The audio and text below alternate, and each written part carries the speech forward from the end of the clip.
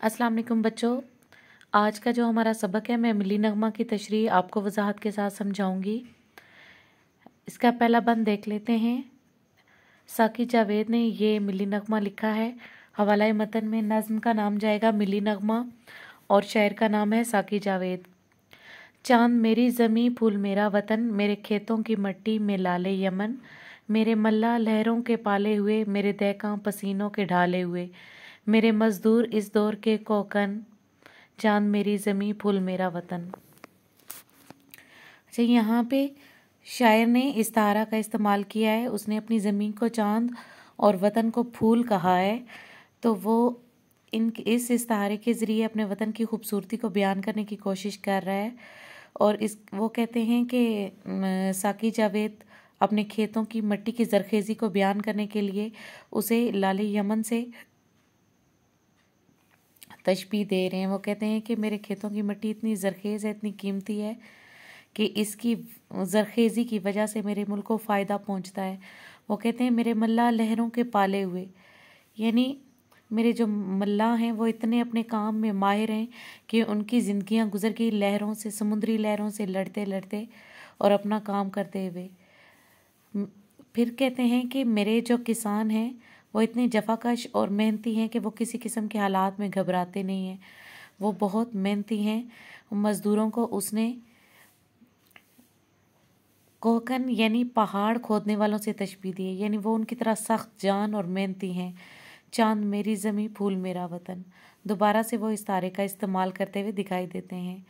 मेरे फ़ौजी जवान जुर्रतों के निशान, मेरे अहले कलम अज़मतों की ज़ुबां, मेरे मेहनत कशों के सुनहरे बदन, चांद मेरी ज़मीं फूल मेरा वतन। दूसरे बंद में वो कहते हैं कि मेरे जो फ़ौजी जवान हैं वो अज़मत, जुरत और बहादुरी के अलामतें हैं। वो कहते हैं कि मेरे अहले कलम यानी जो अदीब हैं, मुसन्निफ़ हैं और जो शायर हैं, अज़मतों की ज़ुबान, वो तारीख़ लिखते हैं, तारीख़ रकम करते हैं और अपने फ़ौजी जवानों की बहादुरी के किस्से बयान करते हैं।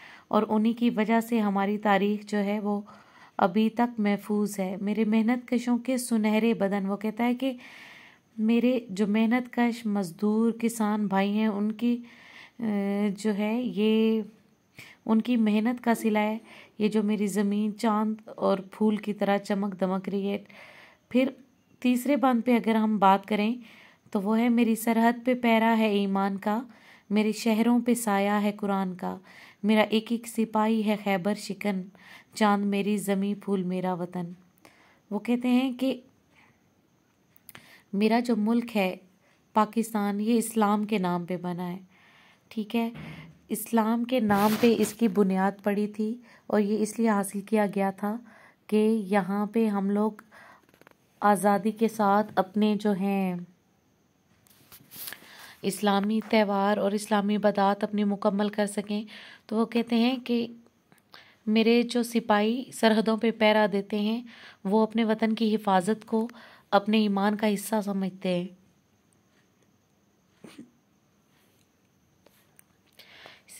मेरा एक एक सिपाही है खैबर शिकन, चांद मेरी ज़मीं फूल मेरा वतन।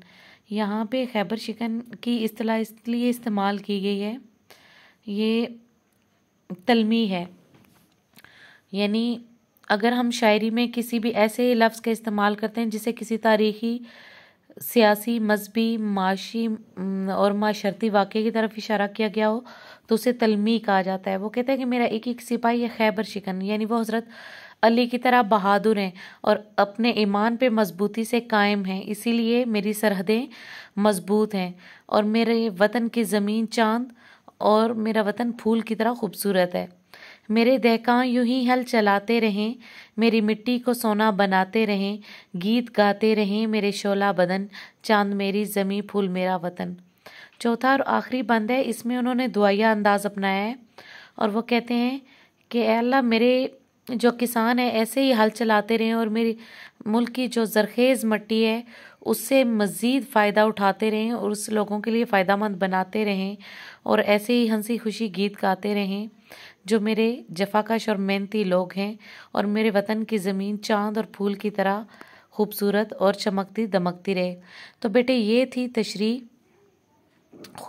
آپ نے اس تشریح کو اپنے الفاظ میں ڈھال کے اچھے انداز میں اپنی نوٹ بک پہ اسے مکمل کرنا ہے۔ تھینک یو سو مچ۔ اللہ حافظ۔